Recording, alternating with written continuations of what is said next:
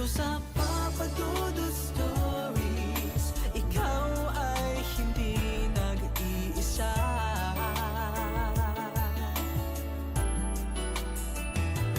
Dito sa Papa Dudut Stories, may nagmamahal sa'yo. Papa Dudut Stories, Papa Dudut Stories. Dear Papa Dudut, sa lahat po ng mga nakatutok ngayon, huwag kalimutan na mag-like, mag-share at mag-subscribe. Mahirap at hindi masaya ang pag-ibig kapag alam mong meron kang kahati. At lalong masakit na malamang hindi ka sapat sa kanyang buhay kaya naghahanap pa siya ng kalinga at pagmamahal sa iba. Isa ako sa mga numero unong fanatic ng inyong programa. Sa radyo man o maging sa digital, Papa Dudut. Gawing-gawi ko na kapag alas 10 na ng gabi ay nag-aabang na ako ng inyong mga latest post. Siya nga pala, Papa Dudut, tawagin mo na lamang ako sa pangalang JP. Isa po ako sa mga ex-domestic helper sa France, pero ngayon ay isa na akong negosyante at kasalukuyang nakatira dito sa Quezon City. Siya nga pala, sisimulan ko na lang ang kwento ko noong makilala ko ang asawa kong Luxembourgish na si Francois. Isa siyang diplomat at kung saan-saan siya nadidestinong bansa. Pero sa France ko siya nakilala noon. Kaibigan kasi siya ng amo ko noon na isa ring diplomat. And to make the story short, naging asawa ko si Francois. Ilang buwan pa ang lumipas ay nadestino ang asawa ko sa Pilipinas at dito na kami namuhay bilang mag-asawa. Samantala sa tulong ng aking kababatang si Joseph na isang Filipino teacher ay nakapagsalita ng wika natin ng asawa ko kaya mas naging madali ang komunikasyon namin. Papa Dudut, hindi sa pagyayabang pero gwapo ang asawa ko. Matangkad, maganda ang pangangatawan at higit sa lahat ay charming. Sa katunayan, noong kabataan niya ay isa siyang modelo kung saan ay madalas siyang makikita noon sa mga runways ng Paris Fashion Week, London Fashion Week at Milan Fashion Week. Pero dahil sa angking kakisigan niya ay naging lapitin siya ng mga babae na siyang naging malaking problema ko, Papa Dudut. Naging selosa ako dahil doon at dahil sa may history si Francois ng pambababae kaya kailanman ay hindi napanatag noon ang kalooban ko. Kanina pa kitang hinihintay, bakit ngayon ka lang? Tanong ko kay Francois na nooy ginabin ang dating.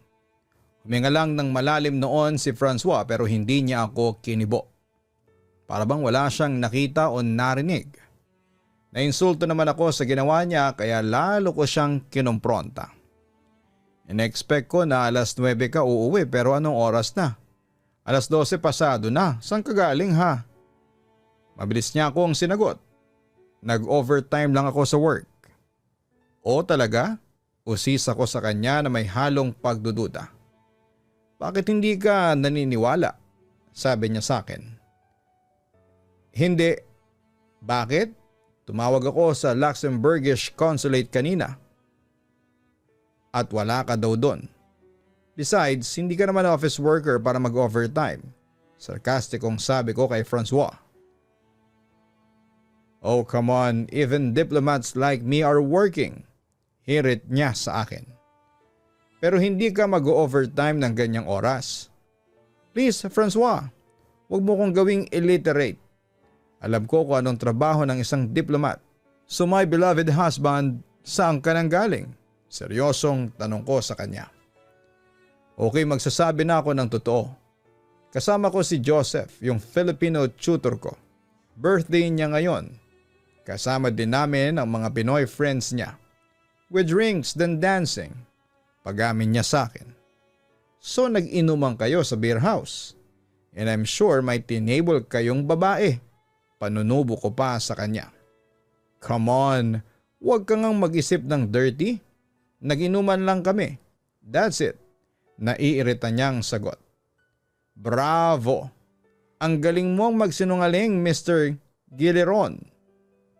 Sarkastikong balik ko sa kanya. What? You're telling me na nagsisinungaling ako? Kumpronta niya sa akin. Sa puntong iyon ay sinabi ko na kay Francois ang lahat ng mga natuklasan ko noong araw na yon. Oo, sinungaling ka, Francois. Bakit?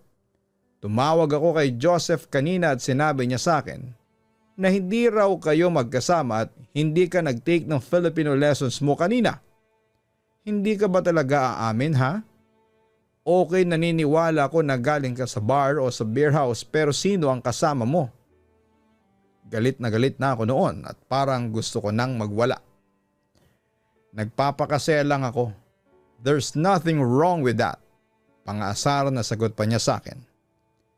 Nagpapakasaya sa piling ng ibang babae. Panunubo ko pa sa kanya. Wala akong kasamang ibang babae. Just my diplomat friends, Luca and Marcus. That's the truth. If you don't want to believe me, so be it. I don't care. Diyan ka na nga.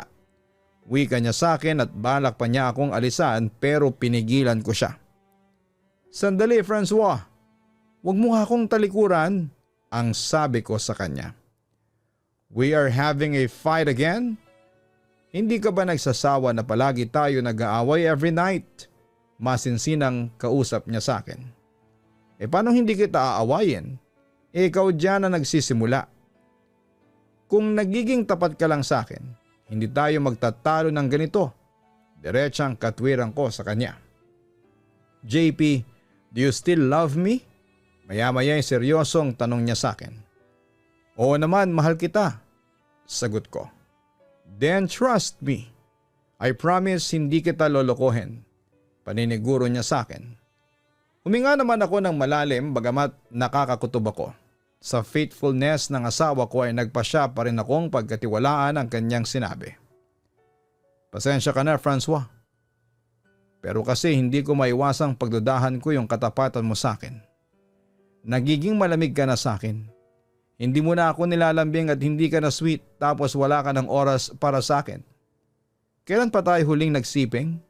Nung isang buwan pa, Francois. Kaya nga napapaisip ako kung mahal mo pa rin ba ako o may iba ka ng mahal. Paliwanag ko sa kanya. I'm very sorry kung marami akong kulang sa'yo. Nagkataon na busy lang ako this past few weeks. But I promise, babawi din ako sa'yo. Yun ang pangako niya sa akin na umaasa akong tuto pa rin naman niya. Papadudot, oo, madalas akong magselos noon. Pero madali ding nawawala ang lahat dahil malambing si Francois. Alam na alam niya kung ano ang kahinaan ko at doon niya ako madalas dalihin. Mahal na mahal ko noon ang asawa ko, kung kaya't madalas akong nagpapakamartir sa kanya. Kahit nahuhuli ko na siyang nambababae noon. Samantala makalipas ang ilang araw ay nagpaalam sa akin si Francois, nalilipad siya patungo ng Luxembourg kung saan ay nakatira ngayon ng mga Pranses na biyanang ko. Sabi niya sa akin ay kailangan daw niyang bisitahin ang kanyang mama na nooy may sakit. Gusto ko naman sanang sumama ngunit limited lang noon ang finances namin kaya sa huli hinayaan ko na lamang siyang tumungo sa Luxembourg ng mag-isa. Kaso papadudot. Nang makarating na siya sa Luxembourg ay lalong lumala ang panlalamig sa akin ng asawa ko. Sobra kong kinakabahan noon. Hindi ko may paliwanag pero sa puntong yon ay parang ayaw ko nang paniwalaan pa ang mga pangako niya sa akin. Napagkatiwalaan ko siya dahil mahal niya ako. At yung huling balik niya sa Luxembourg ang labis na nagpakaba sa akin dahil nawala ang komunikasyon namin.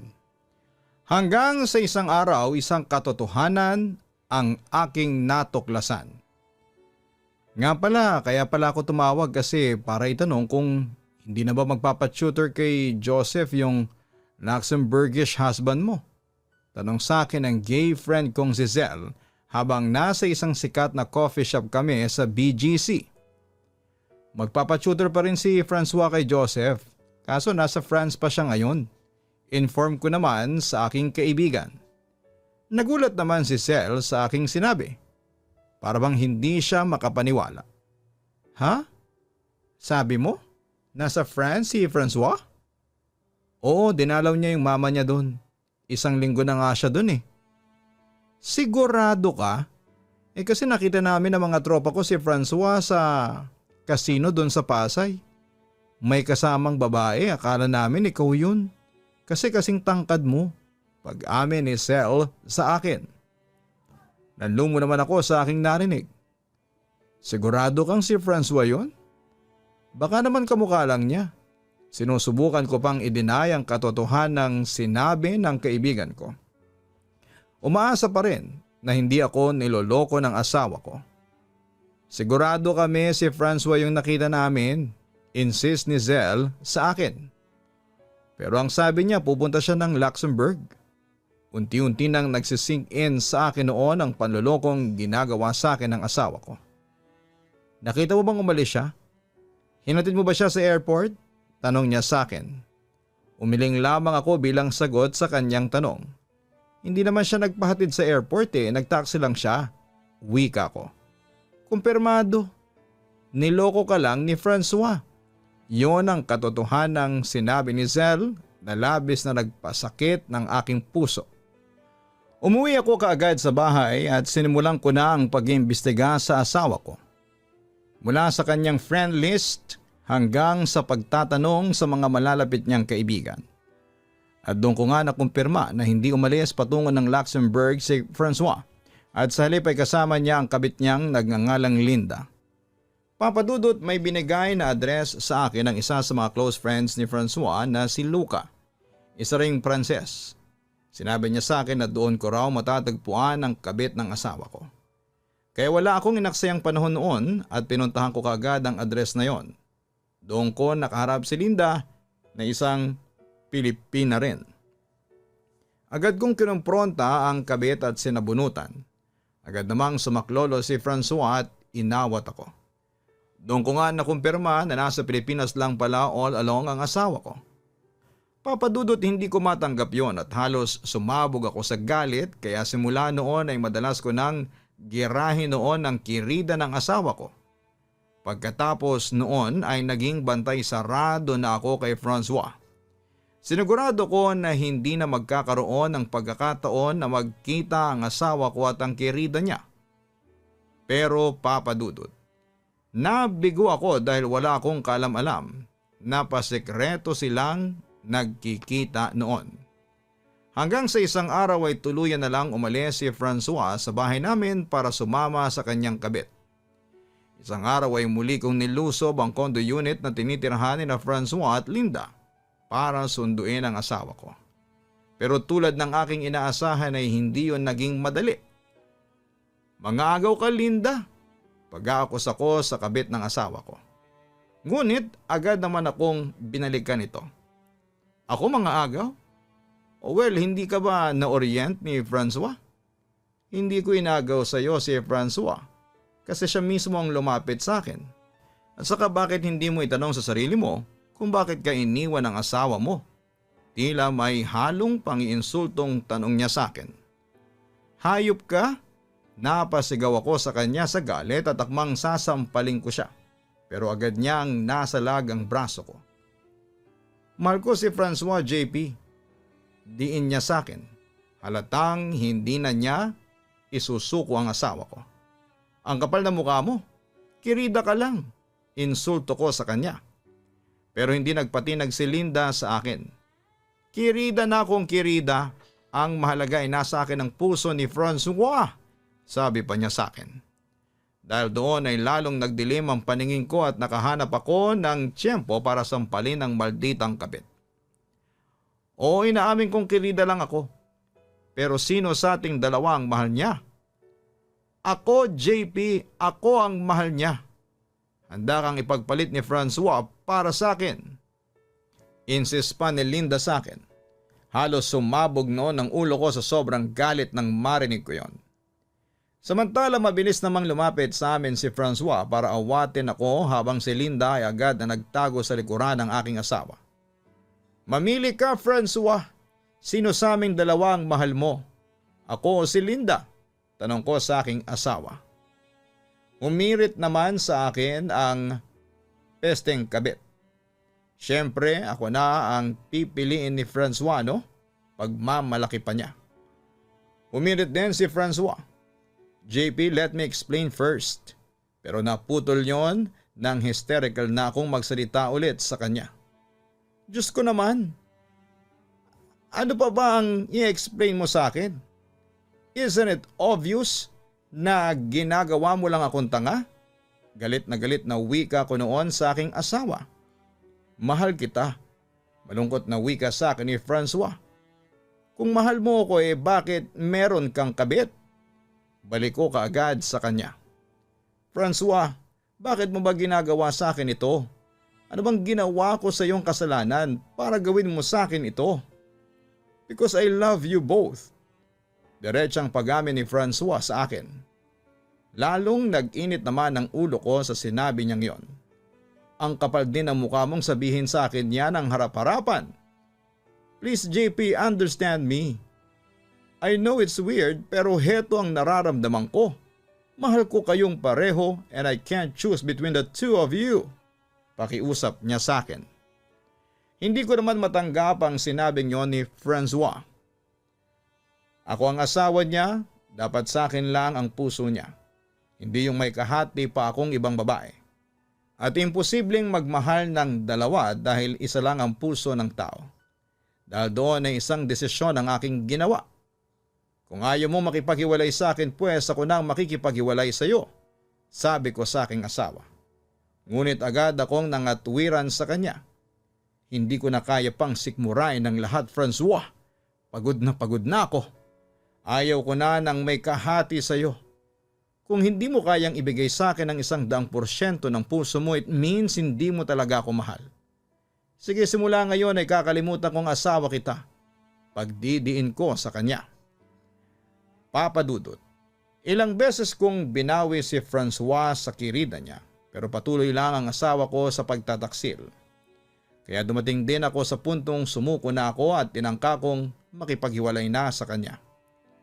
O masakit iwan ng taong mahal mo pero nilabanan ko talaga ang mga nararamdaman ko para kay Francois. Inisip ko na bago ko siya mahalin ay mahalin ko muna ang sarili ko. Nakipaghiwalay ako kay Francois dahil pagod na ako sa mga panloloko niya sa akin. Pagod na rin akong unawain siya at pakisamahan. Pero hindi naging madali sa akin ng lahat dahil sadyang mahirap talagang kalimutan ang isang taong mahal na mahal mo. Papa Dudut, pilit kong nilabanan noon ang mga nararamdaman ko para kay Francois. Pero sa huli ay nabigo ako. Hindi ko alam kung bakit pero hindi ko makuhang kalimutan ang asawa ko. Mahal na mahal ko pa rin siya kahit na ilang beses niya akong lokohin at saktan. Kaya nga matapos ang ilang buwang pangungulit ni Francois sa akin, ay bumalik din ako sa kanya. Katanghang mang may tuturing pero ganun talaga. Wala akong magawa. Samantala kahit na bumalik ako kay Francois ay nagpatuloy pa rin siya sa pakikipagrelasyon sa kirida niya. Madalas kaming magkaharap ng kirida niya pero kahit na gusto kong saktan ang babae, ay kinontrol ko na lamang ang sarili ko dahil ayaw kong lumala pa ang gulo. Bukod sa ayaw kong mawala sa akin noon ang asawa ko. Pero Papa Dudut, nagpatuloy ang malaking gap sa pagitan namin ng kabit ni Francois. Tandaan mo Linda, mananatili ka lang kabit kasi ako ang legal wife. Sabi ko sa kanya nang minsang magkaharap kami sa isang outdoor cafe. Ngunit hindi nagpatalo sa akin si Linda. Pakiko kung legal wife ka. Mas masaya kayang maging second, no? Remember girl, kaya nagkaroon ng second si Francois kasi hindi siya satisfied sa una. It only means mas mahal niya ang second kesa sa first. Pinagdidiinan niya yon sa mukha ko. Diyan ka mali girl. Malay mo ay para usang ka lang ni Francois. Kontra ko naman sa kanya. No girl. Confident ako na mahal ako ng asawa mo. Natatawa niyang wika sa akin. Sa totoo lang, napaka-unfair ng mundo. Kapag ang isang lalaki may kabit, masama na kaagad ang tingin sa kanya ng tao. Pero kung tutuusin ay hindi mangangabit ang isang lalaki kung walang pagkukulang ang asawa niya. Hirit pa niya patungkol sa akin. Naagad ko namang dinugtungan. At kung walang mga haliparot na babaeng katulad mo. Nakita ko namang napikon si Linda sa sinabi kong yon. So ano? Hindi ba tayo magsasapakan? Sarkastikong tanong niya sa akin. Magsasapakan? No way! Teka, akala ko ba may breed ka? Balik ko naman sa kanya. Tama nga yung sinabi mo noon na may breed ka. Mukha ka kasing aso. Pangasar ko pa sa kanya. Ayaw mo ba talaga?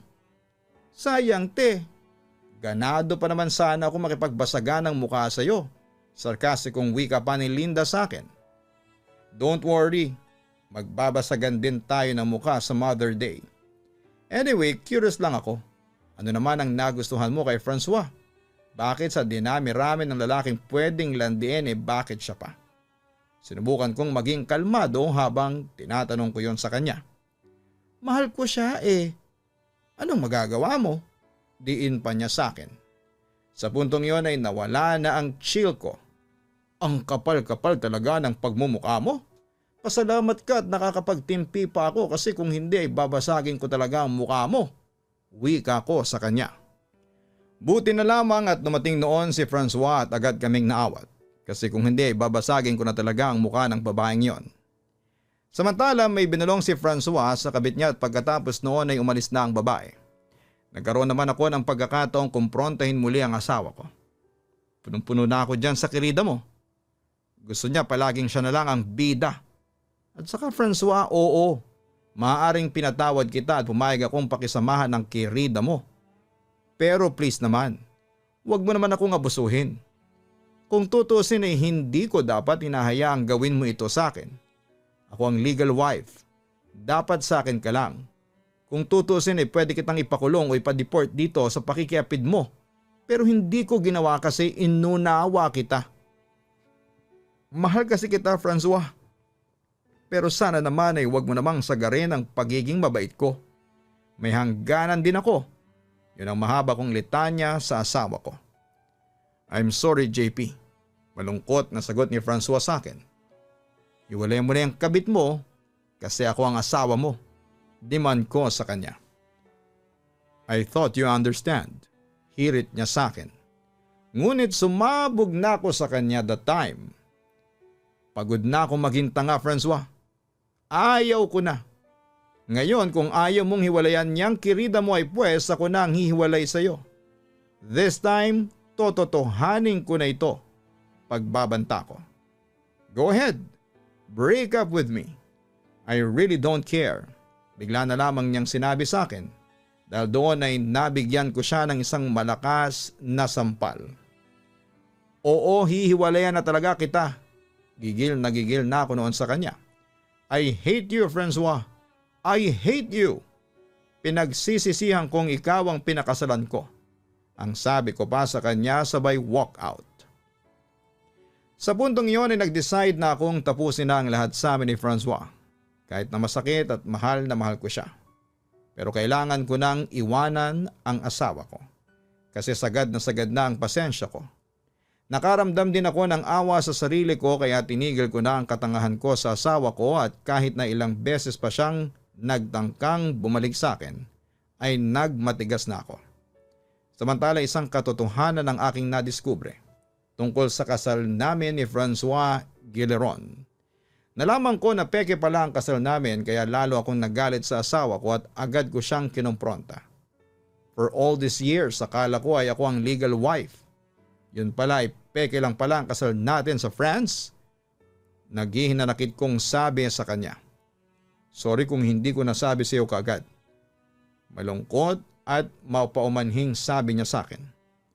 Pero hindi yun sapat para mapatawad ko siya sa panloloko sa akin. Pinagmukha mo kong tanga, Francois. Ano na lang ang sasabihin ni Linda sa akin? Siguradong pagtatawanan niya ako. Malayang malaya na rin siya na landiin ka kasi wala akong habol sa iyo. Halos maiyak na ako noon sa harapan niya. About our marriage, it's all my brother's plan. Pag-amin niya sa akin. Alam ko ayaw sa akin ni Philip kasi isa akong Pinay. Isa lang akong domestic helper nung nakilala mo ako, but still hindi pa rin sapat na dahilan yon para lokohin niyo ako. You know what, Francois? Sobra-sobrang sakit na ang binigay mo sa akin. Minahal naman kita, hindi naman kita niloko. Pero bakit mo ako sinaktan ng ganito? Sa puntong yun ay humagulhol na ako. That's why I'm here. To say sorry, ang sabi ni Francois sa akin. Sa palagay mo makukuha lang sa sorry ang lahat? Hindi. Oo, Francois, maaaring hindi mo pa ako pinagbubuhatan ng kamay. Pero sinasaktan mo ako emotionally. At para sa akin ay mas masakit yon. Confront ako sa kanya. Mahal pa rin kasi kita, kaya ako nasasaktan ng ganito. Francois, maawa ka naman sa akin. Kung talagang hindi mo ko kayang mahalin, then just leave me alone. Huwag ka nang magpapakita o magpaparamdam sa akin kahit na kailan. Kailangan kitang kalimutan. I can't. Hindi ko kayang mawala ka sa akin. Sabi niya sa akin. JP, kaya ako pumunta rito para sabihin sa iyo na hiniwalayan ko na si Linda. Nag-decide ako to end our relationship kasi naliwanagan na rin ang feelings ko. I realized that I love you more than Linda. Pagtatapat pa niya sa akin. Ngunit lalo lamang akong nagalit sa kanya. Pwede ba? Tigilan mo na nga ang kasinungalingan mo. Hindi ako nagsisinungaling. Insist niya sa akin. Totoo ang sinasabi ko, I love you. That is why I'm here to make things right. Itatama ko na ang pagkakamaling nagawa ko sa iyo. Just give me a chance. Ngunit sinasabi na ng puso't isipan ko na wag na siyang bigyan ng chance. Natuluyan ko na siyang pakawalan. Sa palagay mo ay bibigyan pa kita ng chance? My God, ilang beses na ba kitang binigyan ng chance? Pero ano? Sinira mo lang lahat at saka hindi ka ba nahihiya dyan sa sinasabi mo? Ang kapal kasi ng mukha mo. I told him. Samantala halos magmakaawa na sa akin si Francois ng mga sandaling yon. Please JP, I'm begging you. Give me a chance. At hindi ko yun sasayangin, I promise. Hindi na kita paiyakin at sasaktan. I will love you with all my heart. Please maniwala ka sa akin. Ngunit hindi ko na talaga makuha pang paniwalaan ng asawa ko. Stop it, Francois. Tumigil ka na hanggat may natitira pa akong respeto sa iyo. What do you want? I will give you anything. Patawarin mo lang ako. Desperadong wika niya sa akin. Then leave me alone. Ayaw ko nang makita pa ang pagmumukha mo. Naibulalas ko sa kanya. Nawala naman ang imik si Francois at sa puntong yon ay nakita ko na siyang umiyak sa harapan ko. Actually nagpapasalamat pa nga ako at peke ang kasal natin. At least wala akong magiging problema sakaling mahanap ko ang lalaking tunay na magmamahal sa akin. Sorry Francois, pero hindi ko na kaya pang kasamahin ang isang tulad mo. Pagtatapos ko. Papa Dudut, yun na rin ang naging hudyat para mawala ng tuluyan ang pagmamahal ko sa kanya. Kaya naman kahit na anong tangka ni Francois, nabawiin ako ay hindi na siya nagtagumpay. Inisip ko na lamang noon na baka hindi si Francois ang lalaki makapagbibigay sa akin ng kaligayahang minimiti ko. Sa kabilang banda, ng mga panahong yon ay nagtapat ng pag-ibig sa akin ang kababata kong si Joseph. Actually, matagal na siyang may gusto sa akin, pero binigo ko siya noon dahil pinakasalan ko si Francois. Pero nung magsimulang masira ang relasyon namin ng asawa ko ay muling pumasok si Joseph. At doon na nga pinakita niya sa akin na seryoso siya sa pagmamahal niya sa akin. Pero hindi ko kaagad tinanggap ang pagmamahal niya dahil sariwa pa rin ang mga sugat na binigay sa akin ng asawa ko. Samantala isang araw ay nagpaalam sa akin ang aking asawa. Babalik na daw siya ng Luxembourg for good. Hindi ko na siya pinigilan at sa halip ay hiniling ko na sana ay maging maayos na ang kanyang buhay. At doon na nga nagtatapos ang lahat sa amin ni Francois Guileron. Pagkatapos noon, Papa Dudut, ay nag-decide na rin akong sagutin na ang pag-ibig ni Joseph sa akin. Papa Dudut, hindi naglaon ay naging kami rin ni Joseph. Sa ngayon ay asawa ko na siya at may isa na kaming anak. Naikasal kami ni Joseph kasi peke naman ang kasal namin ni Francois. Sa kabilang banda ay si Francois naman ay may asawa na rin at nakabase silang pareho sa Reunion Islands. Masasabi kong masaya na rin siya sa buhay niya. Papa Dudut, oo, maaaring masakit ang mga naging karanasan ko sa dati kong asawa. Pero hindi na rin ako nagsisisi kung bakit nangyari sa akin yon. Marami kasi akong natutunan sa buhay at isa na doon ang katatagan ng loob. Papa Dudut, heto lamang ang maibabahagi ko sa inyo sa ngayon. Sana'y mabasa niyo ito. Muli, maraming salamat at magandang gabi sa inyong lahat. Lubos na nagpapasalamat, JP. Huwag mo nang patagalin ang isang relasyon kapag alam mong may kahati ka sa pagmamahal niya.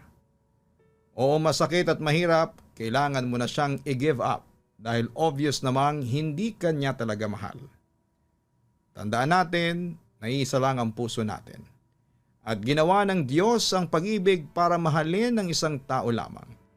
At hindi pwedeng 2, 3 o marami, kaya tama lang na hiwalayan na ni JP si Francois. Dahil hindi mo deserve na maging second option. At lalong hindi mo deserve na lokohin ang isang mapagsamantalang lalaki. Mga ka-online, palagi ninyong tatandaan na maging tapat kayo sa inyong mga asawa o karelasyon. Pahalagahan at irespeto natin sila tulad ng pagpapahalaga at pagrespeto natin sa ating mga sarili. Palagi po nating isasabuhay na ang pag-ibig ay isang sagradong regalo sa atin ng Diyos. Kaya huwag natin itong paglaruan, abusuhin at gamitin para tumapak ng ibang tao. Magmahal tayo ng tapat dahil siguradong yon ang gusto ng Diyos na gawin natin.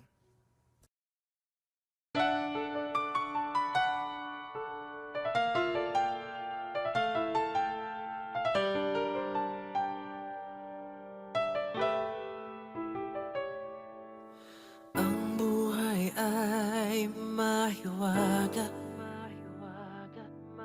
laging may lungkot at saya. Sa Papa Dudut Stories, laging may karamay ka.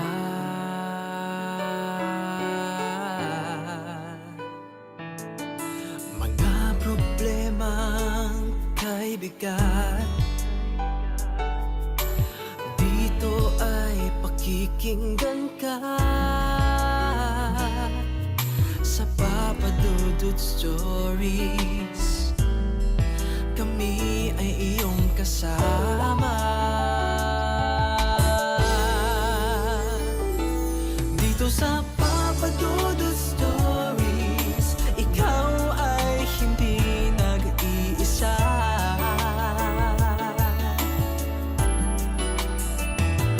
Dito sa Papa Dudut Stories, may nagmamahal sa'yo.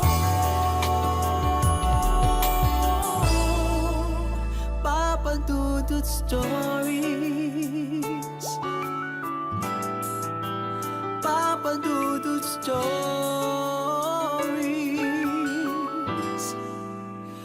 Papa Dudut Stories.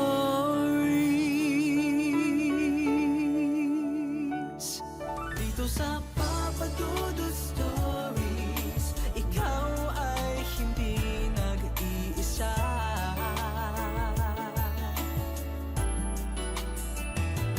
Dito sa Papa Dudut Stories,